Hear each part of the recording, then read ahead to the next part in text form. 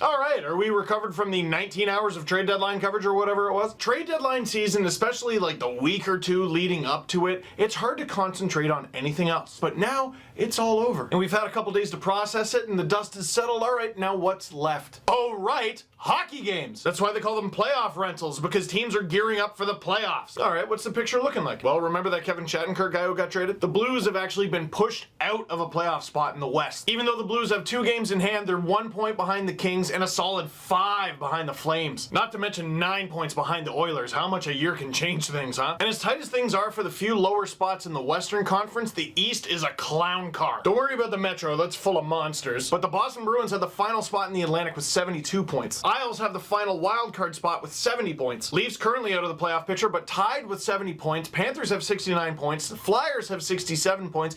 And the Lightning, despite everyone they got rid of at the trade deadline, still has 66 points. They're just 4 points out. But here's what's interesting to me. After winning 4 in a row, Montreal is on a hot streak, and they are comfortably atop the Atlantic Division with 80 points. Now, here's the problem with leading the Atlantic Division. There's a 99% chance you got to take on the top wildcard team, which would mean a team from the Metro. And just looking at the standings, it looks like a collision course between the Habs and one of the Rangers, Blue Jackets, or Penguins. If you're the Canadians, would you rather face one of, let's say, the Senators, Bruins, Leafs, or Panthers, or one of those Metro monsters? The trade deadline is over, but the playoffs, even though it's not official, they've already started.